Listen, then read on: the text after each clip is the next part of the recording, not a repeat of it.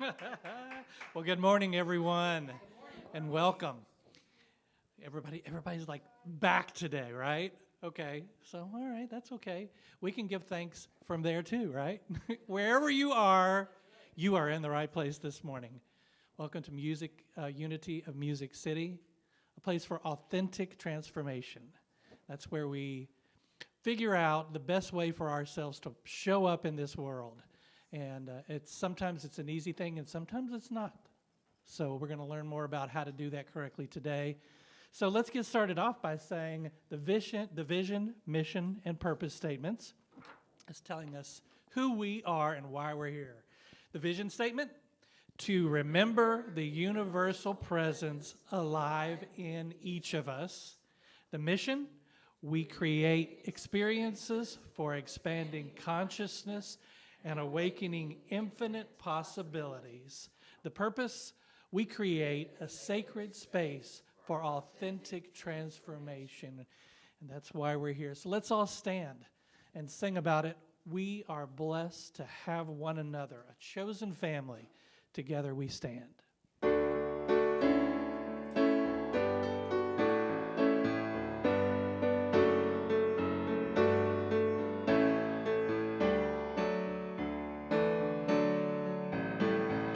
We are blessed to have one another, a chosen family. Together we stand.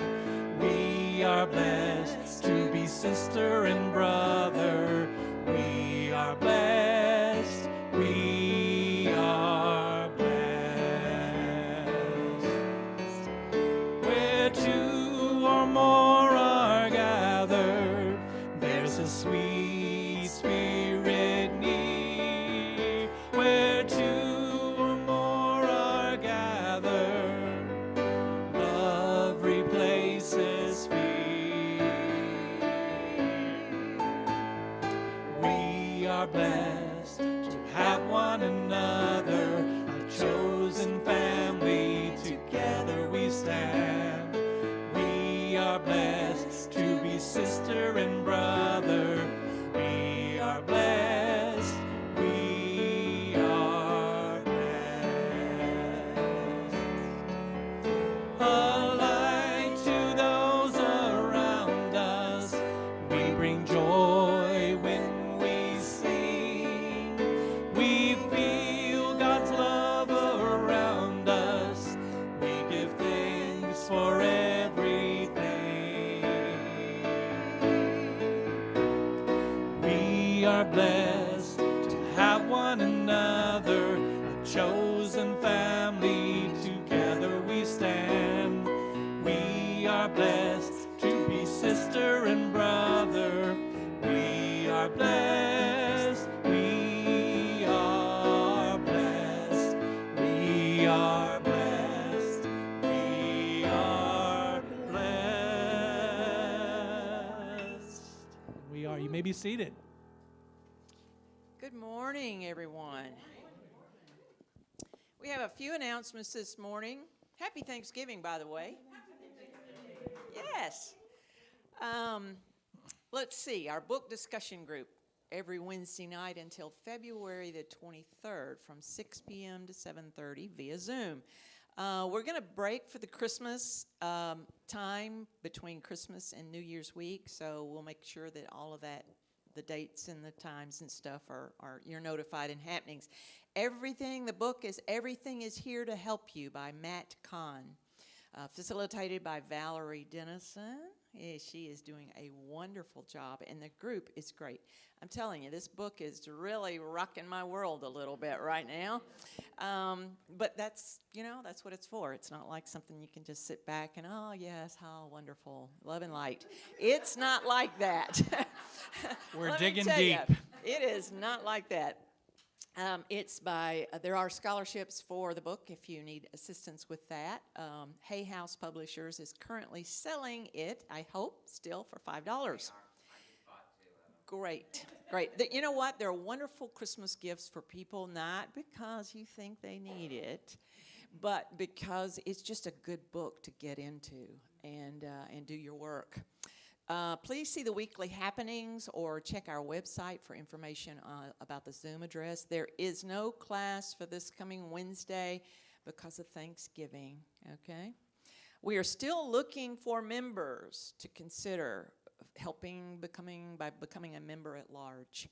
So if you're interested in that and you would like more about that, and that's being a part of leadership, kind of unofficially official as a member at large, and get in all the scoop on how things are done, I'm just going to add this because yesterday we had a wonderful meeting. Leadership had a wonderful meeting to get into some of our bylaws and things, and just, there were places that referred to places, and those places weren't there. And so I tell you, we had a wonderful meal together, and then we got into the stuff. And thanks to Benita, she did wonderful work on getting us prepped for that so that we didn't spend 4 hours there doing it. So thanks to Benita. Also, prayer chaplains are available for your prayers. If you have a prayer or concern that you would like the chaplains to hold in space for you and with you, please make them aware of that. You can email a prayer request to uofmcprayerrequests@gmail.com. There's also a prayer box at the back of the room if you're present today and you would like to just drop in a concern. In that box, it's there for you. Any and all prayer requests are welcome. Again, happy Thanksgiving.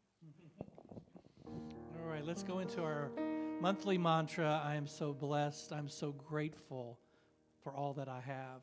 I want us to stand today as we sing this one and project your spirit out to everybody in the room.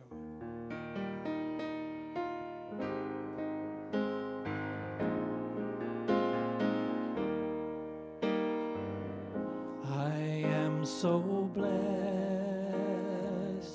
I am so blessed. I am so grateful for all that I have. I am so blessed. I am so blessed. I am so grateful. I am so blessed. I am so blessed. I am so blessed. I am so blessed. I am so blessed. I am so grateful. I am so grateful. All that I have. I am so blessed. I am so blessed. I am so grateful. I am so blessed. I am so blessed. I am so blessed. I am so blessed. I am so blessed. I am so grateful. I am so grateful. All that I have. I am so blessed. I am so blessed. I am so grateful. I am so blessed. Say it as a prayer. I am so blessed. I am so blessed. I am so blessed. I am so blessed. I am so grateful. I am so grateful that I have. I am so blessed. I am so blessed. I am so grateful. I am so blessed. I am so grateful. I am so grateful. I am so blessed.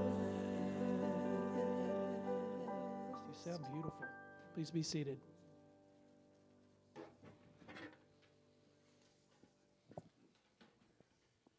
Good morning. Today's sacred reading, the affirmation is I am aware of my divine presence and I live in the grace of spiritual understanding. Please repeat. I am aware of my divine presence and I live in the grace of spiritual understanding. Here come the holidays. Thanksgiving is upon us. Many people have plans to be with their families this week, or perhaps you'll spend the holiday with family of choice. Even in the best of circumstances, spending an entire day with family, or let's be honest, just about anyone, can be stressful. In the uncertain world we live in, where pandemics and politics have run through some families like emotional tornadoes, the holidays can be challenging. If your holiday brings any conflict or tension, whether expected or unexpected, consider the power you have to impact the situation. You are divine presence. You have the energy of the universe coursing through you, and you know how to activate it. You turn it on with awareness. You accept your divine nature. You acknowledge the divine nature of those around you, and you step into the awareness of pure presence. When you do so, you step into the grace of spiritual understanding. You may never understand Uncle Bob's politics on a practical level, but you can understand the bigger picture of you and Uncle Bob and your family and everyone on earth when you live in this awareness. I am aware of my divine presence, and I live in the grace of spiritual understanding.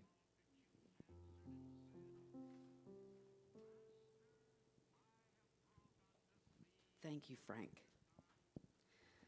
So let's take just a moment to enter into the quiet space.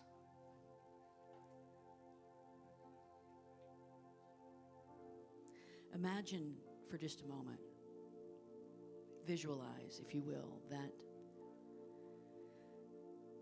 you are stepping into a beautiful garden.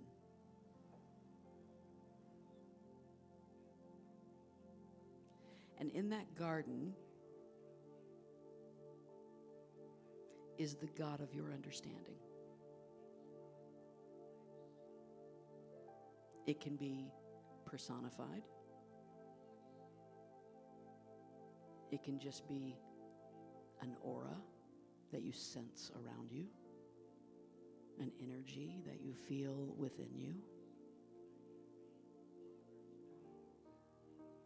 But you are stepping into this garden of the divine. And the divine says to you, I want to invite you to remember that you live here all the time, that you are not separate from me. You are me on this planet.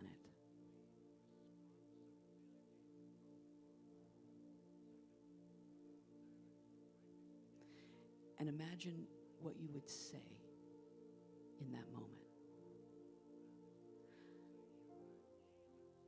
I don't know about you, but I would not turn that down.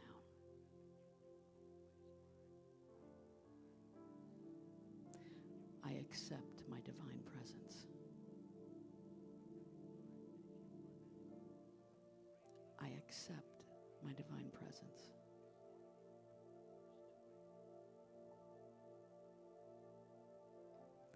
And as you are basking in the energy of the divine that you are, that lives and moves and breathes through you, you look around this beautiful garden and you see other people.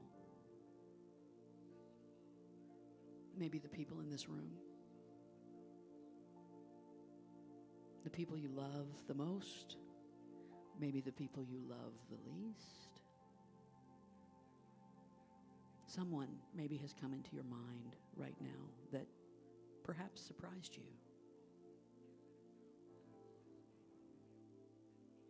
And in the moment of acknowledgement, you recognize that they too swim in the same divine soup that you move through, that you are.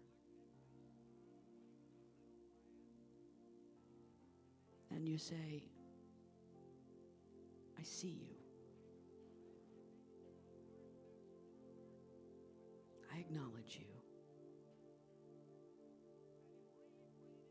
I see your divinity. The Christ in me beholds the Christ in you. The divine child that I am sees the divine child that you are. Namaste.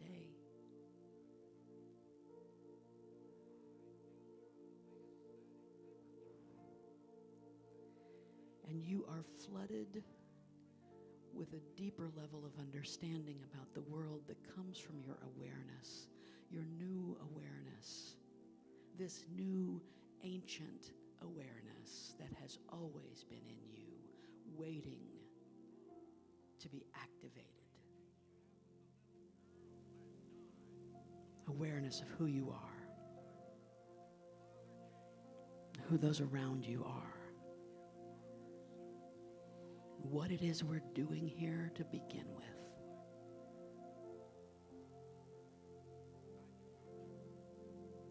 And that awareness, that understanding, is a place of pure peace.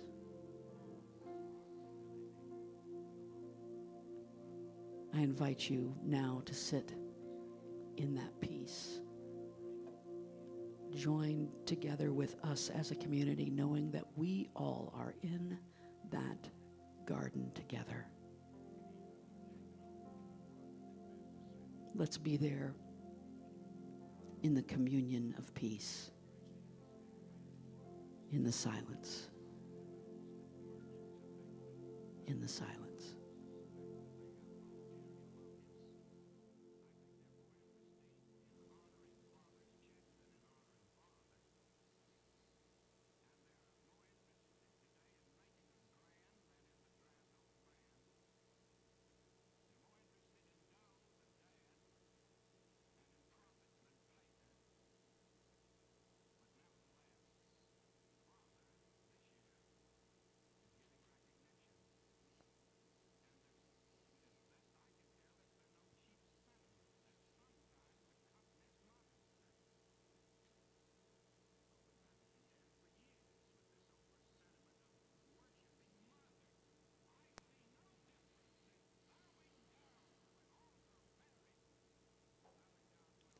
We thank you, Mother, Father God, that this garden is a place we do not have to go to, but we live in.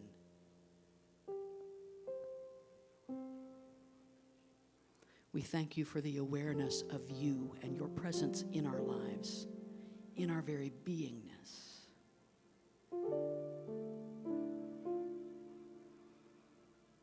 We are thankful for each other and the journey that we are on, and the way we minister to each other, and we care for each other, and we listen to each other.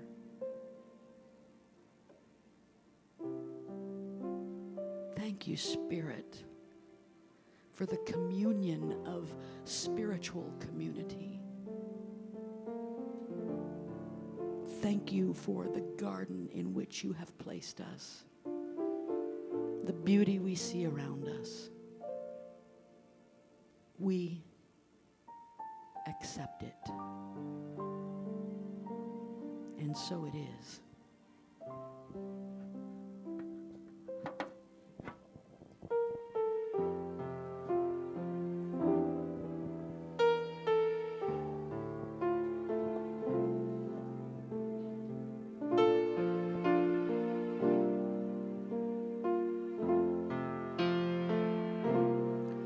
In the silence of this moment, there's a holy presence near. In the silence of this moment, Spirit whispers and I hear. In the silence of this moment, my search for hope is done.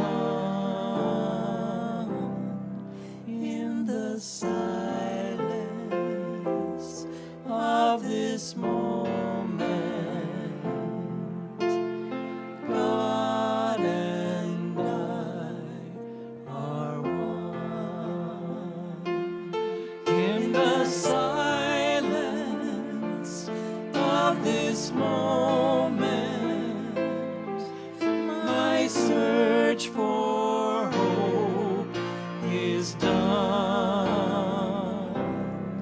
in the silence of this moment. God and I are one.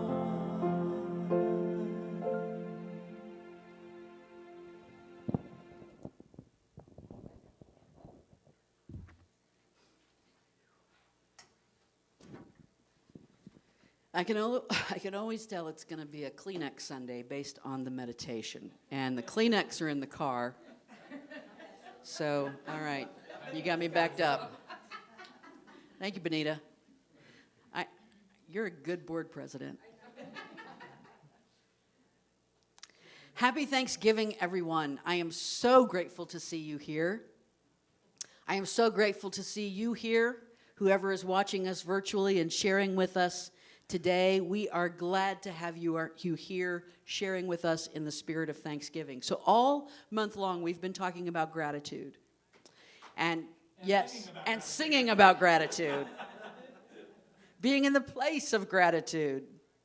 And we've talked about the fact that gratitude and abundance are yin and yang. They're the flip sides of the same coin. They're the ebb and flow, the head and the tails, right? And so when we engage in gratitude, we begin to experience the energy of abundance.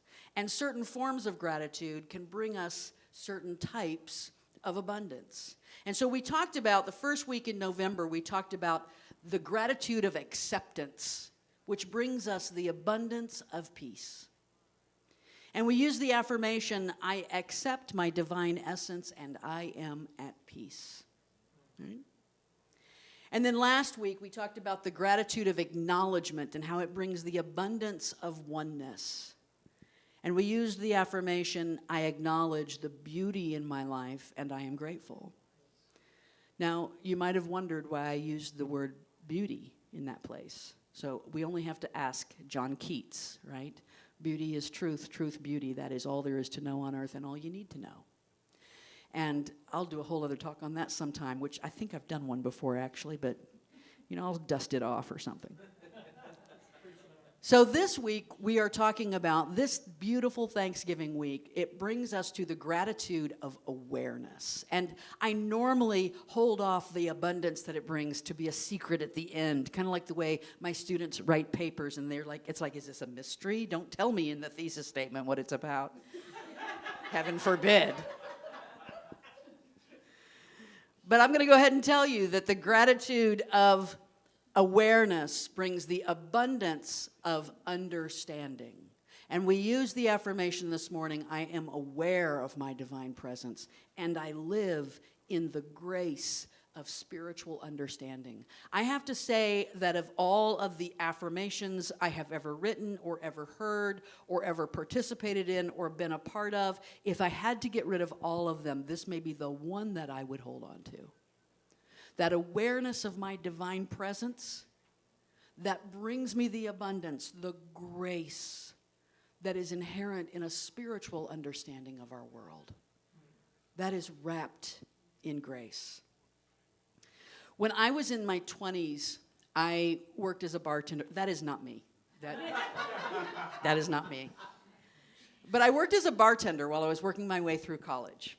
And I had this one situation happen once where this woman who was one of our servers, a young woman in her 20s, she would never come to the service bar to get the drinks that she had rung in for her tables, right? There was a little service bar. The servers would ring in their drinks. I'd make them. They'd come up and get them. She would never come. I began to notice that somebody else was always getting her drinks, and I started to think, well, maybe she's really bad at her job, right? Maybe she's so in the weeds all the time that she can't get up here to get her drinks. And then I began to notice that even when it was slow, somebody else would come get her drinks. I even saw her just kind of standing off to the side waiting for someone to come get her drinks. And finally, I asked this guy one day, I said, why does she not get her drinks? And he said, you don't know? I said, no. He said, she's afraid of you. She's afraid of you. And I was like, what? Little old me. You're afraid of me? Now, of course, I've got that Aries energy. Aries energy is assertive. When I'm working at a job like bartending or something like that, it's like, come on, let's go, we got something to do. No time to dally. And that had not melded well with her energy, and she was literally afraid of me. Now, we often talk about how what other people think of you is none of your business, right? I cannot control what everybody out in the world thinks about me. But I'd also be a fool if I didn't receive that very valuable information and use it in ways that help me feel better about myself and maybe help me interact with other people better. This is just feedback. It's not condemnation. It's just feedback. And so I used that valuable information to become aware of how I come across to people. Now, I didn't change immediately. There are some days I haven't changed at all, right, honey? I did not change immediately, but I became aware, and that awareness now is 30 years old. But that awareness still lives in me and makes me realize, you ever have those moments where something comes out of your mouth a little sharper than you really intended it? And you hear it, you know. You go home and you fret about it all night long, and you're like, oh gosh, I wonder what they're thinking about me. And just that awareness can make you say, how can I approach this a little bit more gently? Can I be a little softer? How would I want to hear this? How would I want it coming at me? And that awareness becomes so valuable. So the first awareness I'm going to talk about today is self-awareness. Now, you're probably familiar with this guy. Let's go hardcore psychology for just a moment, all right? Abraham Maslow was a psychologist. I think he was at Columbia University, if I'm not mistaken. And in the 1940s sometime, he wrote an article about a theory of human motivation, was the title of the article. And then he created this hierarchy of things that motivate people. Now, he never created a triangle, just FYI. It was a little shock to me. When I was looking it up, I was like, where's his? No, he didn't create it. Other people took his ideas and put them into this triangular shape, but they kind of work this way, right? And this is really interesting. I learned this week, that his teachings may well have been influenced by the Blackfeet tribe, a group that he stayed with. I'm talking your language, aren't I? Yeah, there we go. A group that he spent several weeks with before he wrote this paper. And so, of course, we know now this is a little bit slightly different than one you may have seen, because the one we typically see has those top 4 in something called self-actualization. But the idea here is that at the very base of human motivation are physiological needs. You have to eat, right? You have to eat, you have to sleep. Maslow even put sex in there, which I'm internally grateful for him for doing. But at any rate, these are basic needs, right? And the very next are the needs of safety. We need to feel secure. We need to feel safe. We need to feel provided for. We need to think about all the talk you've heard about people with food insecurity. Food insecurity hits the bottom 2 rungs of Maslow, both of them. Talk about a scary feeling in the world to have food insecurity. And then the third one is belonging and love needs, family, marriage, relationships, friends. I belong to this group.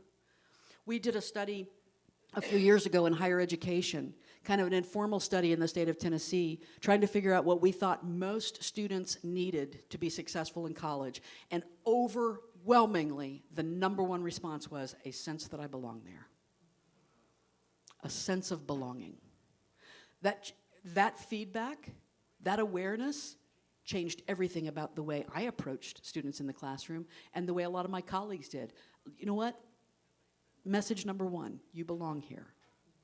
Welcome. Right? Changes everything to have that awareness. And then, of course, we get up into esteem needs. I need a little feedback. I need a little praise. I need to feel confident. I need to feel good about who I am. I need to accomplish things in the world. And then finally, up there in that self-actualization area, this one breaks it down to cognitive needs and aesthetic needs, that beauty that we need in our life. And the self-actualization, I love that at the top of that is transcendence. I think of Emerson, of course, and that idea of transcending above, having a spiritual understanding of the world. This gets kind of converted into something a lot of folks have been using. Abraham Hicks uses this. A lot of different people have been using a version of this emotional scale. And this one follows that same pyramid shape. And at the very bottom, I know that's very small. It's hard to read. At the bottom in the red, we have fear and grief and depression, moving up to insecurity and jealousy and hatred. But we move up through those emotions all the way up to joy and appreciation and passion and enthusiasm at the top. And the beauty of working with something like this is not that it labels us, but that it gives us an awareness. Can I think about where I am at this moment? Here's a little bit better version of it, if you will. This one is split it up. And I like the way they've split it because they've got an upward spiral going up toward all those positive emotions and this downward spiral, which I like the fact that if you're on this downward spiral, your tendency, remember, let's go back to Newton just a little bit. God, I'm so academic right now. I know. We go back to Newton for just a moment, right? A body in motion tends to stay in motion, and a body that is moving down, a spirit that is moving down the emotional scale, tends to keep moving down unless something stops it and shifts it back up. And that thing which stops it more than anything else is awareness. Being aware of where I am. I like to think that the green area is the very bottom of the upward spiral and the very top of the downward spiral. Those are the areas that seem most prone to being able to move any one direction or the other. You could go either way, right? If I'm sitting at boredom, number 8, I know that's small, I'm sorry. If I'm sitting at boredom, the very top of the downward spiral, how quickly could that go to frustration, worry? I don't start worrying until I get bored. And then my mind gets active, and I start thinking about all the possibilities that could happen. And then I start worrying, right? I have a tendency to go down. But I also have the tendency to possibly go up. If I am content, I may have plowed the ground to go up into optimism, right? So this past week was challenging for me. It was good. Lots of really good things happened. But it was challenging. I had a lot on my plate. This week I dropped the 18th version of my podcast, which came out on Friday. It comes out every Friday. And thank you very much. I can't believe I've done something consistently for 18 weeks in a row. I'm pretty proud of myself. I had lots of papers to grade. I still have lots of papers to grade. I had this talk to write. I had leadership council meeting on Saturday. Nikki sang on Thursday. I went out to hear her sing. I had just a lot of stuff going on that I had to do. I had homework for my seminary program. I mean, it was coming out my ears. I was feeling stressed. And that is not a feeling that I wanted. I was at, I know you might not be able to see that, but number 11 over here is overwhelmment. I don't even know if that's a word, but we're going to go with it. Overwhelmment is where I was. And you know how quickly overwhelmment can turn into disappointment in myself because I didn't come through? And it can turn into doubt about whether or not I am up for this at all. Am I good enough? Can I get there? It becomes worry. It becomes blame. And then it becomes anger. And I recognized that the awareness was vital in that moment. And I said to myself, you preach it, now do it. You preach it. Now, you don't preach for Sunday morning. You preach for those moments of overwhelmment when we're not sure what to do. And hopefully I don't preach much at all. That's not the point, but you know what I'm talking about. And I thought to myself, be authentic, be self-aware. Who are you right now? What are you feeling right now? And I was trying to write my podcast episode. Those things don't write themselves, right? And I sat down to write it, and this is what I wrote. sometimes it feels like my brain is stuffed to the gills. If a brain had gills, of course. And I just let it keep flowing out. And once I had the awareness of what I was really feeling in that moment, what happened was a flood. That podcast episode wrote itself so fast I could hardly keep up. Because it said, finally, you're getting down to the truth of you right now. You've tapped into what is real for you right now, and just, it's going to get out of my way. Here it comes. I wrote about how when my brain is like that, it becomes like fireflies in a jar, just bouncing off, right? And trying to find a way out. I wrote about how when I am that busy, my heart gets really, really, really quiet because my brain is in charge right now. And it's all head stuff for me. And you know, we'd like to talk about how we should live from the heart, and I generally agree that that's true. I want to live from my heart. But I also know that my brain is a tool that does good work for me. And my job is to be aware. You know, I'm in a headspace. Yesterday, when we were at Leadership Council meeting, and we were doing spreadsheet stuff, which made Benita very happy, and made me very sad. And I finally just leaned over to her and I said, can you just take a yes vote from me for everything? Just, yes, I'm good with it. Because it's not really my thing, and being aware of that in that moment, being aware that this is a brain moment, right? Let's step into it, let's do what we need to do, was what was needed at that time. Who's driving the car right now? And who needs to be driving the car right now? So what I did this week was that I took the only moment that I had, the moment of writing that podcast, and I used it to be aware, and I used it to shift, because that awareness is what shifts you. And when I was finished, I had accomplished two things, the podcast and the peace. So that awareness of where we are, what we're feeling, being intuitive and honoring it. If I walk into a space and something feels off, let me feel into that. Something is giving me feedback, and it is important. The second awareness I want to talk about is the awareness of others and the world that we live in. So we live in a pretty busy world with lots of different opinions and lots of different ideas. In my 20s, I also spent some time, I did a lot of things in my 20s. I lived in New York City for a short time when I was in my 20s. I loved it. I really loved living there. I had a friend who was from there, and he gave me some pieces of advice. He said, you're going to be fine. Where you're staying is in Midtown.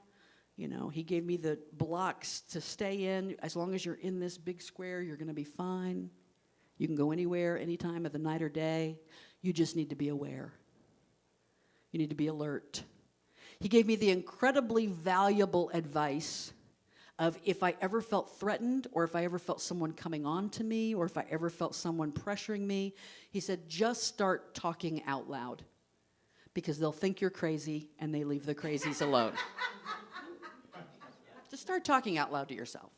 So I took him at that, and I've done it ever since, actually, in the privacy of my own home.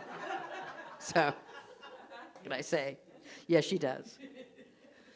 But that awareness piece was vital, and I did learn that there's a kind of alertness that you have just walking through the city, just standing on a sidewalk, all the traffic going by, all the people around you. You're usually standing in a bunch of 20 people waiting at a corner to cross together. Who's behind me? Who's around me?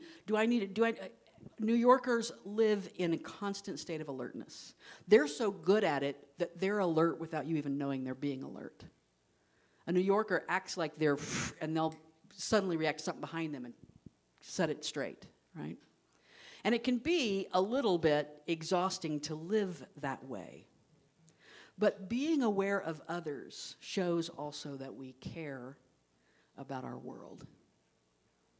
We're engaged with those other divine beings sharing this planet with us.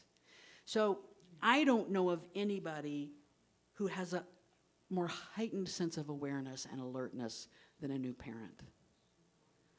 Right? They bring that baby home, and I hear every little noise. That's what I've heard. anyway. You hear every little noise. I'm aware of this other creature in the world now, this other being that depends upon me, and I'm listening and I'm paying attention. And that attention and awareness cause us to step into a kind of intentionality with each other.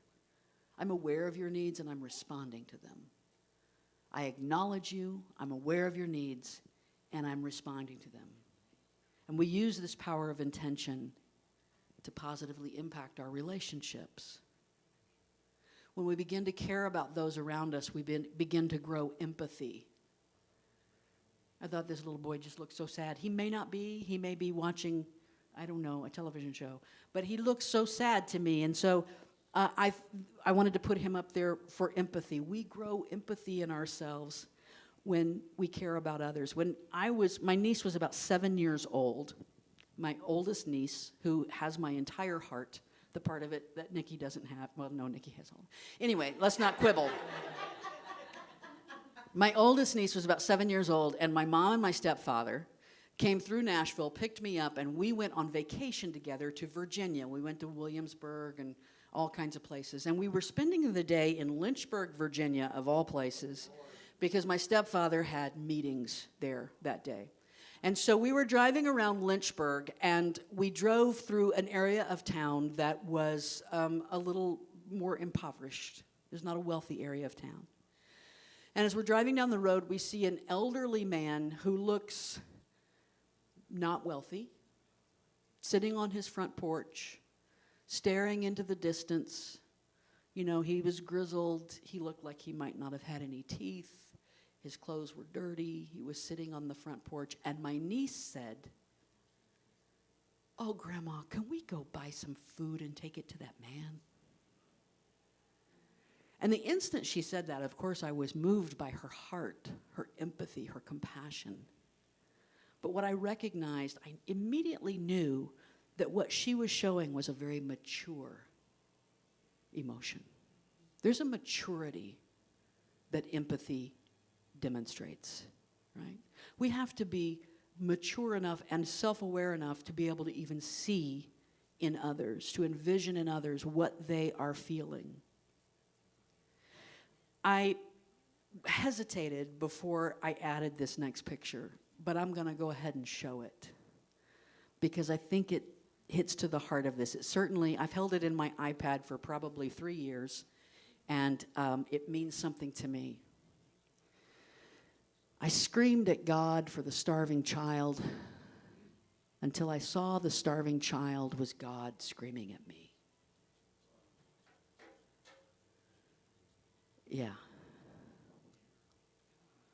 When I become aware of a need in the world, I have just made myself spiritually responsible for that need in the world. Now, we can't fill everybody's needs. I know that. But in my newfound life on social media, I've heard back from a whole lot of people who have a kind of, you know, when we, in Unity, we used to say, "Hi, I'm Deb, I'm a recovering fundamentalist." And we used to talk about how we were all recovering from the damage and the pain that the traditional church had done to us. I need you to know that there are folks out there who are damaged from New Thought. There are folks out there who are carrying a wound because we didn't pay any attention to their pain.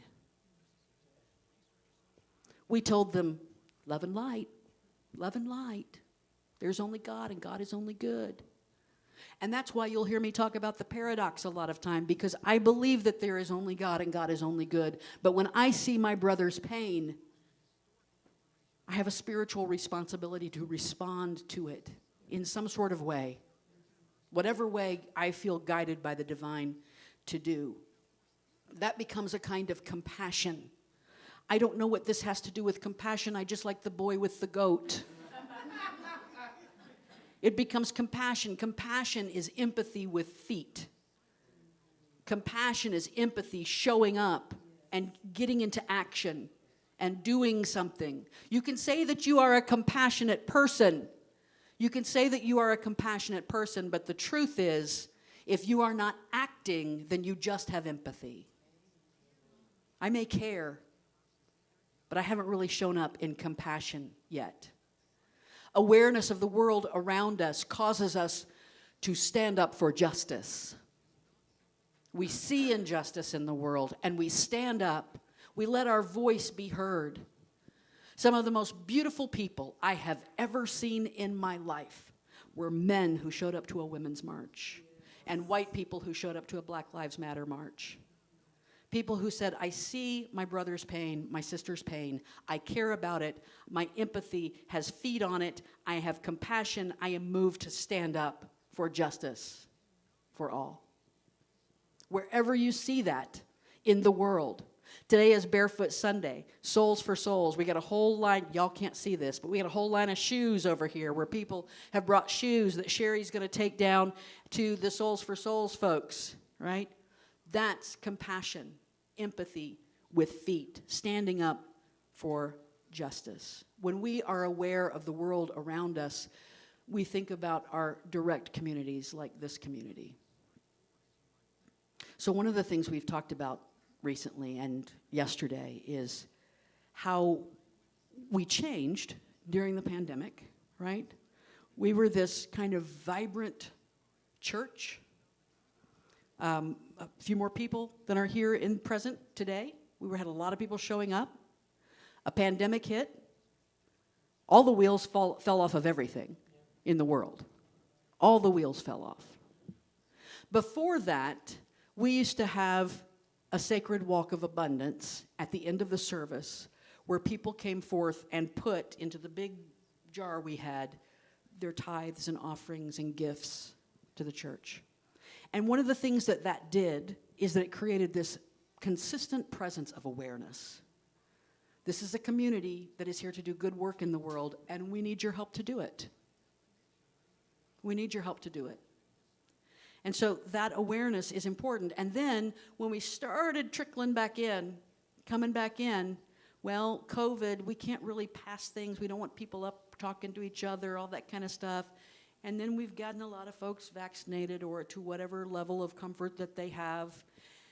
And maybe it's time that we become aware again of that giving piece, the way that we support the communities that support us. Right? I do want to point out, until we do bring that back, the red bucket's in the back later on, until we do bring that back, there is a Donate Now button on our website. So you can go there anytime. That's typically the way that I give my tithes and offerings, is I go, because I can't think about it on Sunday morning, I'm thinking about other stuff. But I go to that Donate Now button. The third kind of awareness I want to talk about today is the awareness of our higher self. The light within. Ultimately, this is what we're here about. It is why we are here. We often approach the awareness of our divine presence through years of work in self-awareness and years of work in awareness of others and years of peeling off the layers so we can understand a little bit better. But the delusion is that we work for years to reach divine presence that lives within us all along, that was in us from the moment we were born, that really truly is us. I have had one of the great things that happened to me this week, many of you already know this, is that I am able to check off the top item on my bucket list because I was asked to be the commencement speaker for our December graduation. And I know. And thank you. And that is huge. There's going to be a whole other talk in that, because it was the number one thing on my bucket list, and I had let it go because it was never going to happen. And then out of the blue, here it comes. And I wrote that speech in my sleep that night, woke up the next day, wrote it down, and it's there, it's ready. And here's what I get to talk about with those students. What I'm going to talk about is that primary relationship that you have between the you that everyone sees and the you that lives inside of you. I get to talk divine presence with them without ever saying the words divine presence. I get to talk about how nothing else works in your life if that relationship isn't solid. You can try, right? You can try to have other things work, but ultimately, they're just not sustainable if we don't make that solid. When the awareness of this, what we call divine presence, our inner self, our inner light, when that awareness comes, the light of understanding shines on our personal life. It shines on our life and our interaction with the world around us. It shines on our relationships, shines on our hopes and our dreams. When the awareness of our divine self and who we really are comes, all other awareness comes with it. Because there is an understanding that we now tap into. We can try to figure out self-awareness and global awareness and think that hopefully one day we'll reach spiritual awareness, but that might be a little bit backwards. I mean, get there any way you can. Any way you can, but once you get there, you'll see it as the ever-present here. And I have a suggestion for you. If you go back to that very first week affirmation, I accept my divine essence and I am at peace. If you get up every morning and say that for about 30 days, guess what? The universe is going to listen to you. Here comes awareness of your divine essence. So let's practice it. This is called the Chinmaya Mudra. And it's referred to as the gesture of awareness. It's one of the Hindu mudras that we use. That this one promotes physical and mental health. Chinmaya is a Sanskrit word which means supreme awareness, full of knowledge, pure wisdom. So mudras, of course, if you've ever practiced them, can be practiced for 15 minutes a day is the ideal, up to 45 minutes a day, but at least 15 usually. So this mudra puts the thumb and the first finger together like this, but all the other fingers are curled in tightly on the palm. You might be familiar with, I think it's the Gyan Mudra that's like this. This one curls the fingers in on the palm together like this. And of course, in the Hindu tradition and in the mind-body-spirit connection, we know that it can affect the flow of chi through our body, affect the way we focus. For me, sometimes it just supremely focuses me. It's said that it promotes the flow of prana, breath and energy. It impacts energy in the thoracic region. It promotes breathing in the midsection of the lungs, and it improves digestion. So everything that goes on right in here. So when things get tense with Uncle Bob at Thanksgiving, it would be really easy to just go, nobody will even see you doing it. But for you, it's like, let me remain aware. Let me stay aware. So if you want to hold that with me for a moment, I'm going to end today's talk with a prayer of gratitude. I used this last week during our meditation. And I want it to be kind of our benediction for Thanksgiving. So if you have that mudra held, I will say this prayer. Sacred Mother of the universe, divine energy that breathes through us, Father who guides us.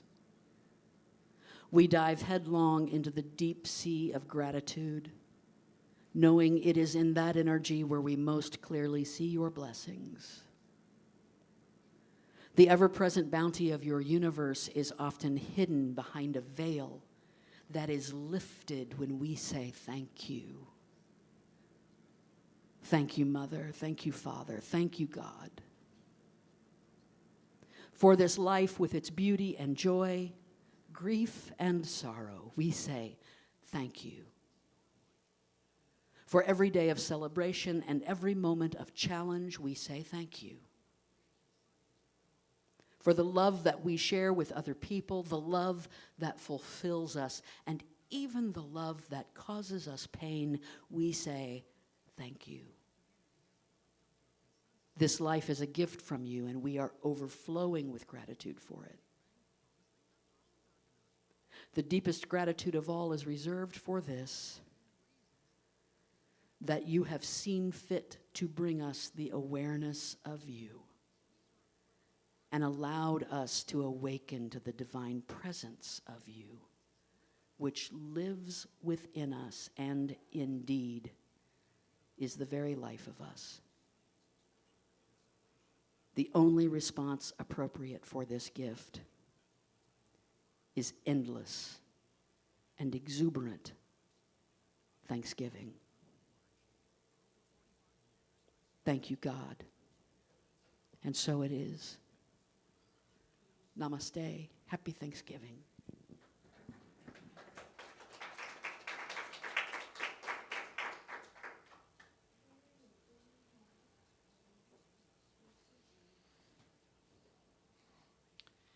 A million things to be grateful for.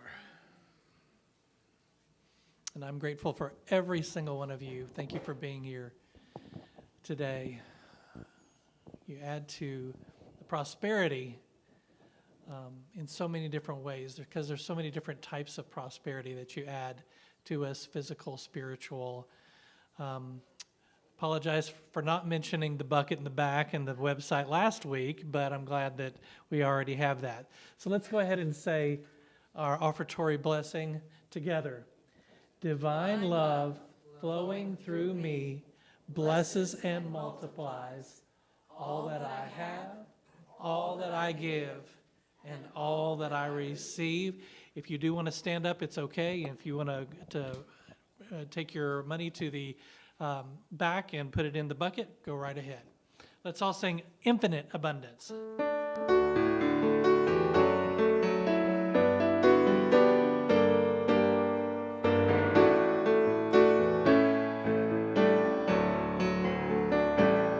I live in the midst of infinite abundance. I give freely and fearlessly to life. I live in the midst of infinite abundance, and life gives back to me. I live in the midst of infinite abundance. I give freely and fearlessly to life. I live in the midst of infinite abundance, and life gives back to me.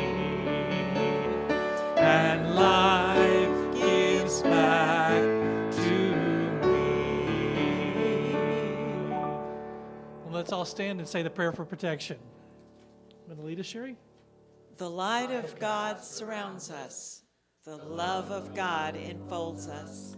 The power of God protects us. The presence of God watches over us.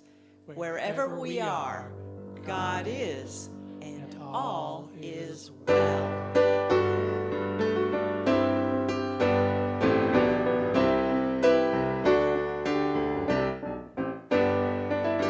All is well, life is good. We are truly blessed. All is well, life is good. We are truly blessed. All is well, life is good. We are truly blessed. All is well, life is good. We are truly blessed. All is well, life is good. We are truly blessed. All is well, life is good. We are truly blessed. We are truly blessed. We are truly blessed. So it is. We'll see you next week. Have a happy Thanksgiving, everybody.